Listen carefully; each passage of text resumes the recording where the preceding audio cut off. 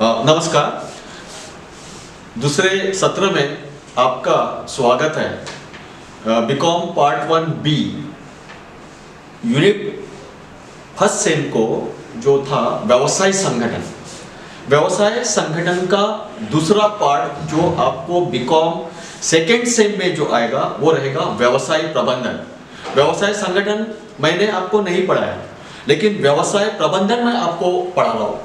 सबसे महत्वपूर्ण बात यह है कि राष्ट्रसंत तुकडोजी महाराज नागपुर विद्यापीठ ने जो आपको जो सिलेबस जो फ्रेम करके दिया हुआ है, हम आज उसके ऊपर में थोड़ा सा हल्की सी चर्चा करेंगे, ताकि आपको आपके यूनिट्स वाइज में क्या क्या तय किया हुआ है और उसके साथ साथ में आपको क्या पढ़ना है, कैसा पढ़ना है, किस प्रकार से पढ़ना है, उसके बारे में मैं आपको पूरा का पूरा जानकारी आपको दूंगा। यूनिट 1 में जो चैप्टर्स को जो इनपुट्स किया गया हुआ है वो है प्रबंधन। जैसे कि आपने व्यवसाय संगठन में प्रबंधन के बारे में व्यवसाय के साथ साथ में थोड़ा सा उसको पढ़ा होगा, थोड़ा सा जाना होगा, थोड़ा सा पहचाना होगा, लेकिन यहाँ पे प्रबंधन क्या होता है इसके बारे में आपको पूरी की पूरी जानकारी दी जाएगी। उसकी परिभाषा है, उसका अर्थ, उसकी दोष गुण, उसके वैशिष्ट उद्देश्य, ये सारी के सारी आपको उसमें पढ़ना है। उसी के साथ साथ में जो बिजनेस प्रोसेस जिसको हम बोलेंगे, या जिसको हम प्रक्रिया जिसको हम बोलेंगे, व्यवसाय प्रक्रिया हम जिसको बोलेंगे, व्यवसाय प्रक्रिया के बारे में भी इस प्रबंधन में जानना है। उसके बाद में यूनिट 2 में नियोजन रखा गया है। अभी ऐसा कहा जाता है कि सिर्फ 2 व्यक्ति नियोजन नहीं कर पाते, है ना, बाकी सभी के सभी व्यक्ति नियोजनबद्ध रहते हैं, नियोजन करते हैं। फिर आपके मन में ऐसी आया होगा कि वह सर ने तो बोल दिया भी कि ऐसे कौन से 2 व्यक्ति हैं जो नियोजन नहीं करते, है ना। तो एक है कि जो जिसको हम बोलेंगे कि प्रिजनर, जो कैदी जो होता है वो कभी नियोजन नहीं करता, और दूसरा जो व्यक्ति जो है वो जो वेड़ा जिसको हम बोलेंगे, पागल जिसको हम बोलेंगे, या मैड व्यक्ति जो होता है वो नियोजन नहीं करता।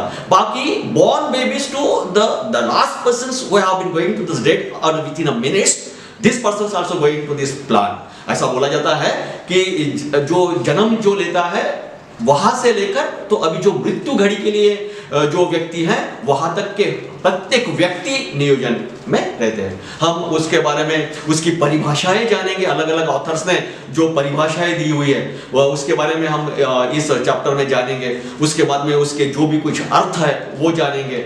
उसके बाद में उसके गुण दोष, जो भी लाभ या हानियां जो है उसके बारे में हम उसको चर्चा करेंगे। उसके बाद में सबसे महत्वपूर्ण बात जो है कि जो कंपोनेंट्स जो रखी गई है प्लानिंग्स के लिए वो हम उसको देखेंगे, कैरेक्टरिस्टिक्स भी देखेंगे, वैशिष्ट्य भी देखेंगे, उद्देश्य भी देखेंगे। लेकिन उसके साथ साथ में हम प्लानिंग्स के प्रकार जो है उसके ऊपर में भी हम चर्चा करेंगे। उसके बाद में निर्णय, जिसको हम इंग्लिश में बोलेंगे कि डिसीजन मेकिंग, है ना। वो डिसीजन मेकिंग कैसे आएगा कि अगर minds well then your decisions can be going to this effect as you put it, है ना। ऐसा कहा जाता है कि अगर आपका मेंदू अगर साक्ष है, अगर आपका माइंड बहुत तल्लक है, तो आपका डिसीजंस भी बहुत परफेक्ट रहेगा। उसके लिए आपके पास में नॉलेज के साथ साथ में इंफॉर्मेशंस भी होना बहुत जरूरी है। तो निर्णय में हम देखेंगे, डिसीजन मेकिंग्स में हम देखेंगे कि उसका मीनिंग क्या है, उसके कैरेक्टरिस्टिक्स कौन से हैं, उसका महत्व क्या है। उसके बाद में हम देखेंगे कि ट्रेडिशनल और मॉडर्न जो टेक्निक्स, जो तंत्र जो दिया गया है, ट्रेडिशनल टेक्निक्स कौन सी है और मॉडर्न टेक्निक्स कौन सी है निर्णय लेने की। कोई भी व्यक्ति कोई भी इसमें निर्णय नहीं ले सकता, है ना। अगर किसी ने किसी का खून कर दिया तो वो डिसीजन नहीं ले सकता है कि वो मैंने इसका खून किया तो बहुत अच्छा किया, है ना। तो इसके लिए फिर जो भी प्रिजनर्स में जो आएगा, लॉफुल में जो आएगा, वकील जो बोलेगा, जो सिद्ध होगा, वो सिद्ध होने के बाद में जो निर्णय रहेगा वो कहा जाएगा कि इसने किया हुआ जो खून जो है वो सही है या गलत है। तो हम उसमें निर्णय में ये सारी की सारी चीजें पढ़ेंगे। यूनिट 3 में हमको देखना है अधिकार अंतरण। अभी अगर हमने किसी को अधिकार दे दिया तो उस अधिकार का किस प्रकार से वो उपयोग करेगा, इसकी परिभाषाएं देखेंगे, उसकी वैशिष्ट्य देखेंगे, उसके उद्देश्य देखेंगे। उसके साथ साथ में हम अधिकार अंतरण, जिसको हम प्रत्यायोजन बोलेंगे, कि हमने इसको अधिकार तो दे दिया, लेकिन वो उस अधिकार का उपयोग किस मात्रा में कर रहा है, कैसा कर रहा है, किस प्रकार से कर रहा है, इसके बारे में हम इसमें जानेंगे। ऐसा होता नहीं ना कि अगर हमने किसी को अधिकार दे दिया अंतरण के अंतर्गत में, और फिर उस अधिकार को वो उस किस प्रकार से किसके लिए यूज करता है, अपने लिए यूज करता है, अपने संस्था के लिए यूज करता है, अपने कार्य के लिए यूज करता है, या वो क्या करता है, या उसका गैर फायदा उठाता है, ये सारी की सारी जानकारी हम आपको देंगे अधिकार अंतरण में। उसके बाद में अधिकारों का केंद्रीकरण तथा विकेंद्रीकरण, ये इसी का पार्ट है, अधिकार अंतर्गत के अंतर्गत में है कि केंद्रीकरण, अंतर्गत केंद्रीकरण क्या रहेगा, उसी के साथ साथ में अंतरण विकेंद्रीकरण क्या रहेगा, जिसको हम इंग्लिश में हम कहते हैं सेंट्रलाइज एंड नॉन सेंट्रलाइज, जिसको हम डिसेंट्रलाइज भी बोल सकते हैं। तो ये केंद्रीकरण तथा विकेंद्रीकरण, इसके बारे में भी हमको इसमें पढ़ना है। उसके बाद में यूनिट 3 में समन्वय करके एक चैप्टर है। तो समन्वय में हम ये देखेंगे कि एक व्यक्ति कभी भी एक कार्य पूरा नहीं कर सकता, है ना, बराबर है ना, होता है क्या ऐसा कभी? कभी ऐसा नहीं होता, बराबर है ना। तो फिर हम किसकी मदद लें, फिर हम उसके साथ में कोऑर्डिनेट किस तरह से करें, समन्वय हम किस तरह से प्रस्तापित करें, बराबर है। तो उसका हमको अर्थ पढ़ना है, उसकी कंसेप्ट हमको पढ़ना है, संकल्पना हमको उसकी पढ़ना है, उसके प्रिंसिपल्स क्या क्या है वो हमको पढ़ना है, उसके कार्य पढ़ना है, उसके साथ साथ में एक्सटर्नल कोऑर्डिनेशन, बहिर्गत जो समन्वय है, अंतर्गत जो समन्वय है, इसके बारे में आपको इस चैप्टर में हमको पढ़ना है। उसके बाद में हमको पढ़ना है उसी यूनिट में नियंत्रण। ऐसा कहा जाता है नियंत्रण के बारे में, मराठी में वर्ड्स है, लेकिन फिर बाद में आपको समझेगा, मैं उसको हिंदी में भी आपको बताऊंगा। नियंत्रण का उद्देश्य ये है, वो कहा जाता है कि मनाचा ब्रेक उत्तम ब्रेक, है ना। The controls mind is one mind, I'm going to say it to that, है ना। यानी अगर मन में अगर कंट्रोल है, मन में अगर कंट्रोल है तो वो सबसे अच्छा नियंत्रण है, ऐसा कहा जाता है। हम इसके बारे में बहुत सारी विस्तृत में चर्चा करेंगे नियंत्रण में। उसके भी हम मीनिंग्स देखेंगे, उसका अर्थ देखेंगे, उसकी डेफिनेशंस को देखेंगे, उसके साथ साथ में उसकी परिभाषाओं को देखेंगे, डेफिनेशन देखेंगे, परिभाषाओं को देखेंगे, उसके गुण देखेंगे, उसके लाभ देखेंगे, उसके हानियां देखेंगे। ये सारे के सारे हम नियंत्रण में हम चर्चा करेंगे। उसके बाद में यूनिट 4 में हमको पढ़ना है, सबसे महत्वपूर्ण है कि बदलाव का प्रबंधन, है ना। अगर हमने बदल को एक्सेप्ट नहीं किया, कोविड-19 ने समझा दिया है कि बदलाव किस प्रकार से कब कैसा आएगा, हम इसके बारे में नहीं जान सकते, है ना। लेकिन अगर बदलाव आता है तो उसके ऊपर में हम प्रबंधन किस प्रकार से करेंगे कि ताकि उसका बेनिफिट्स जो है सारी समाज को मिलेगा, सारी दुनिया को मिलेगा, है ना। तो बदलाव का प्रबंधन हमको पढ़ना है। उसके बाद में संकट का प्रबंधन। अभी कोविड-19 से बदलाव तो आया है, लेकिन हमको संघर्ष करना पड़ रहा है। दिन ब दिन पेट्रोल के प्राइसेस बढ़ते जा रहे हैं, वो संघर्ष है, वो क्राइसिस है, वो खून खराबा नहीं है। देखिए मैं क्या बोल रहा हूँ, है ना। संघर्ष का मीनिंग ये होता है, नहीं तो आप ऐसा सोचेंगे कि संघर्ष का मीनिंग है कि झगड़ा करना। संघर्ष का मीनिंग झगड़ा करना नहीं है। जैसे कि पेट्रोल की कीमतें बढ़ रही है, तो पेट्रोल की कीमतें बढ़ रही है तो समाज में वो जो पे कर रहे हैं उसके बारे में वो क्या कर रहे हैं, संघर्ष कर रहे हैं कि और इतना क्राइसिस होने के बाद में हम उसको पे नहीं कर सकते, फिर उसके लिए क्या कर सकते हैं, तो फिर क्या टैक्सेस को कम किया जाए, फिर अगर टैक्सेस को कम किया जाए तो फिर उसके लिए प्रबंधन क्या करेगा, तो हमको उसके बारे में चर्चा करनी है। उसके बाद में संपूर्ण गुणवत्ता प्रबंधन के बारे में अपने को चर्चा करनी है, टोटल क्वालिटी मैनेजमेंट जिसको हम बोलेंगे, है ना।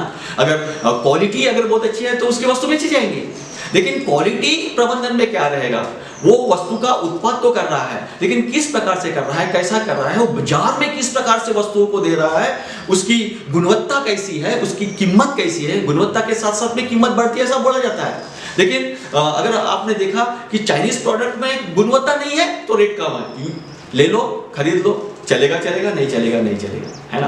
गुणवत्ता नहीं है, कीमत कम है। गुणवत्ता है, वैल्यूज इंक्रीजेस, है ना। मैंने ये वैल्यूज शब्द को डाला।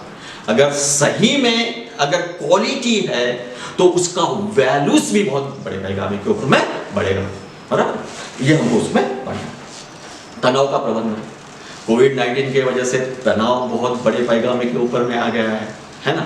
लेकिन ऑलरेडी राष्ट्रसंत तुकडोजी महाराज यूनिवर्सिटी ने अपने को बीकॉम सेकंड में प्रबंधन के अंतर्गत में, व्यवसाय प्रबंधन के अंतर्गत में पहले ही तनाव का प्रबंधन किस प्रकार से हम तनाव को कैप्चर में रखेंगे, हम उसको कैसा सहन करेंगे, इसके बारे में अपने को पूरा चर्चा करना है। उसके बाद में जो यूनिट 4 में सबसे जो लास्ट जो चैप्टर जो है उसमें हमको देखना है कि अंतर्राष्ट्रीय प्रबंधन क्या होता है ना, इंटरनेशनल मैनेजमेंट क्या होता है, अंतर्राष्ट्रीय प्रबंधन किस प्रकार से अपने वस्तुओं को या फिर वो किस प्रकार से अपने व्यवसाय में प्रबंधन की नीति को अपनाता है, इसके बारे में आपको चर्चा करनी है। मैं चर्चा करूंगा आपके साथ में, और ये सारे का सारा सिलेबस जो है 12 चैप्टर में उसको डिस्ट्रीब्यूट किया गया हुआ है। इस प्रत्येक यूनिट्स को 20-20 मार्क्स है। वैसे पेपर जो है तुम्हारा वो 100 मार्क्स का रहेगा, 80 मार्क का पेपर रहेगा अगर ऑफलाइन होता है तो। अगर ऑफलाइन पेपर नहीं होता है, एमसीक्यूज में अगर आपको पेपर देने की अगर बारी आई इस वक्त में भी, तो आपके 50 मार्क के प्रश्न हो सकते हैं, या जैसे भी कोई डायरेक्टिव्स रहेंगे यूनिवर्सिटी के, उस माध्यम से आपको परीक्षा देना पड़ेगा। लेकिन अगर ऑफलाइन अगर परीक्षा है, आप सारे के सारे नए हो यूनिवर्सिटी के एग्जाम्स के लिए, क्योंकि आपकी पहली परीक्षा भी अभी तक हुई नहीं है। जब भी होगी, एमसीक्यू होती है या ऑफलाइन होती है, अभी तक उसका कोई भी चित्र क्लियर नहीं है। तो अगर ऑफलाइन में अगर आपका सेकेंड सेम का भी एग्जाम्स होता है तो उसमें 80 मार्क का पेपर रहेगा। फिर ये 80 मार्क्स किस प्रकार से डिस्ट्रीब्यूट किए गए हुए हैं, तो जो आपका यूनिट 1 है जिसमें आपको प्रबंधन को पढ़ना है, ये क्वेश्चन 1A, क्वेश्चन B और क्वेश्चन C 8-8 मार्क्स के 2 बिट्स रहेंगे। और तीसरे इसमें जो और में जो C जो दिया है, वो क जो दिया है, वो 16 मार्क का रहेगा। यानी यूनिट 1 ये आपको क्वेश्चन 1 को इन्फ्लुएंस करेगा। क्वेश्चन नंबर 2 आपको यूनिट 2 से रहेगा, जिसमें भी सेम रहेगा क्वेश्चन 1A, B और C। A, B ये जो है वो 8-8 मार्क्स के लिए रहेगा, और C जो है ये 6 मार्क्स के लिए रहेगा। लेकिन क्वेश्चन 2 ये यूनिट 2 में से ही पूछा जाएगा। यूनिट 3 जो है क्वेश्चन 3 के लिए रहेगा, सेम प्रोसीजर्स A, B और C। क्वेश्चन 1A 8 मार्क्स के लिए रहेगा, क्वेश्चन B ये 8 मार्क्स के लिए रहेगा, और क्वेश्चन C ये 16 मार्क्स के लिए रहेगा। क्वेश्चन 4 यूनिट 4 से पूछा जाएगा, same procedures, question 1A, B और C। यूनिट 4 में से क्वेश्चन A के लिए 8 मार्क रहेगा, B के लिए 8 मार्क रहेगा, और C के लिए 16 मार्क्स रहेंगे। उसके बाद में क्वेश्चन नंबर 5, इसमें 4 बिट्स रहेंगे 4-4 मार्क्स के लिए। तो यूनिट 1 से A रहेगा, यूनिट 2 से B रहेगा या ब रहेगा, और ब ऐसा भी बोल सकते हैं अपन। यूनिट 3 से क रहेगा, और यूनिट 4 से ड रहेगा। ये चारों के चारों बिट्स 4-4 मार्क्स के लिए रहेंगे, और इसको कोई भी ऑप्शंस नहीं रहेगा। यानी कि क्वेश्चन 1A आपको 16 मार्क का रहेगा, क्वेश्चन B 16 मार्क का रहेगा, क्वेश्चन थर्ड ये जो रहेगा, तीसरा जो रहेगा ये 16 मार्क का रहेगा, क्वेश्चन 4 16 मार्क का रहेगा, और क्वेश्चन 5 भी 16 मार्क का रहेगा। लेकिन 1 से 4 तक आपको ऑप्शंस रहेंगे, आप वो छुआ सकते हैं या फिर वो छुआ सकते हैं। लेकिन क्वेश्चन नंबर 5 में आपको कोई भी ऑप्शंस नहीं रहेगा। इसके बारे में आपको पूरी की पूरी जानकारी होगी। नेक्स्ट इसमें जब मैं आपको शुरुआत करूंगा तो यूनिट 1 से मैं आपको चालू करूंगा। हम सबसे पहले प्रबंधन क्या है, व्यवसाय प्रबंधन क्या है, इसके बारे में विस्तृत चर्चा करेंगे। और ओके देन, थैंक यू।